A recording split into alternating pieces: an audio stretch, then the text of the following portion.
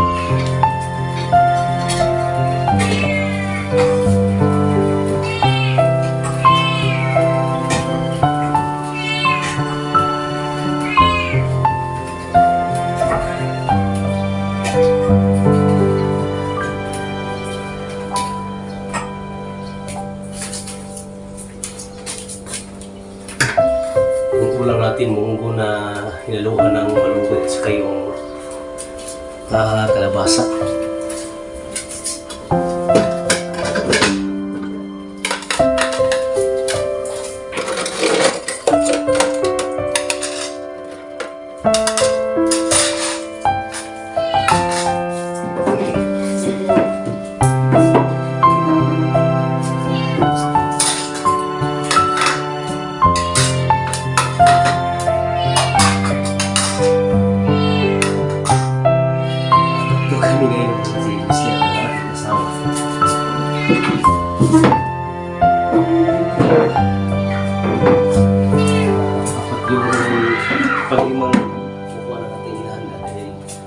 Silislian, palipat-lipat kung saan siya.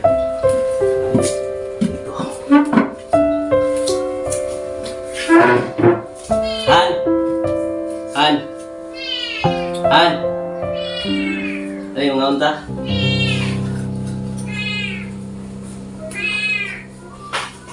Yung mga tolo. Baka napakanga dito. Malapit ng birthday ni Lislian, next month na. Imbitado ngayong lahat mga tuloy.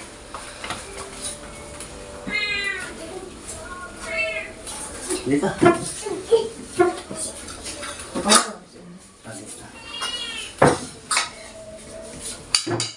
Dari ka na ko.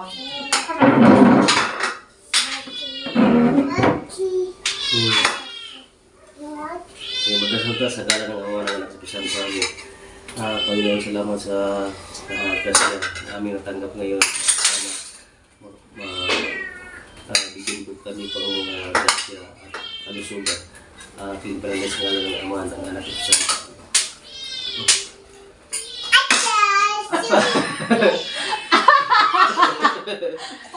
Lislian!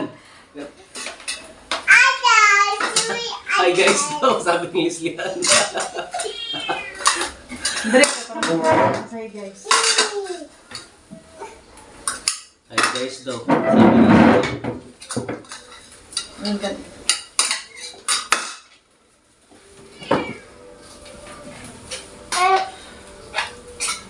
Yung sa Lislian to, mag-ano sa akin ba? Magaya-gaya, hi guys daw. Na hi guys.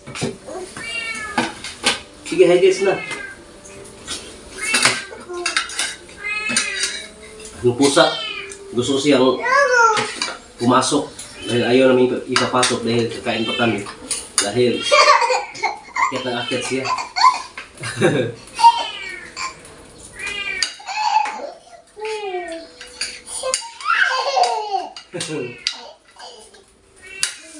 Sarap nunggu. Hey guys.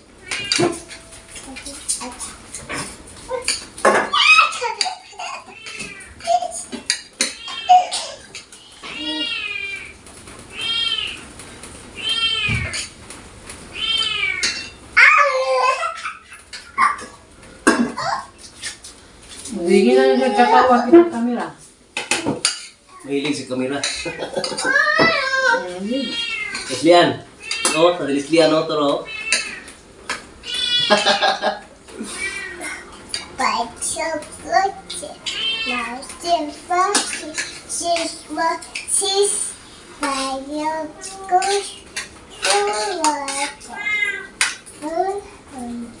Kain tayo ninyo mga tol. Sarap yung ulam namin na munggo na ginataan.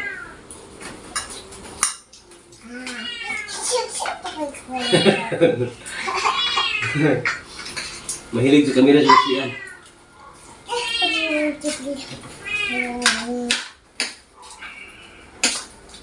Kain tayo ate.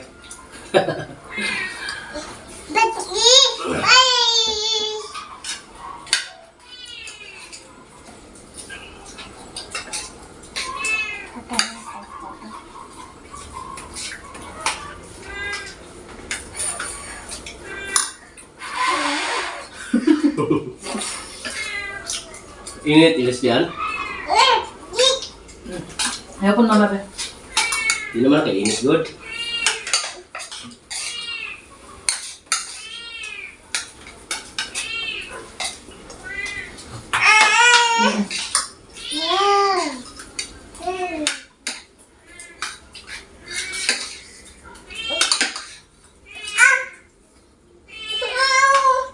Nga.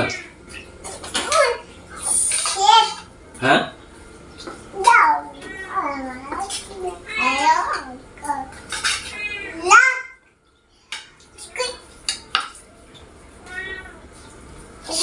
Ina, flying kiss mami. Islian. Flying kiss mami, anak. Flying kiss mami. Na. Ya, di man bye good.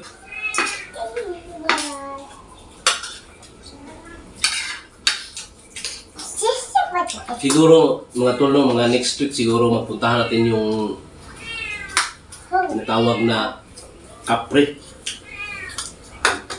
Napag-isipan ko na magtuloy lang ako mapunta doon dahil ang aking hiling sa kanya yung agimat na magbigay na siya ng agimat sa akin. Para kung may request na mga kagaya ng abandonado na bahay, hindi tayo basta-basta matalo sa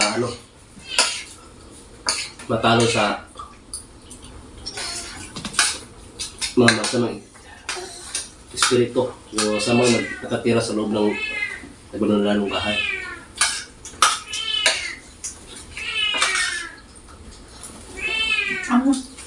Sabi niya, magdala ako ng luto na manok. Ano ba?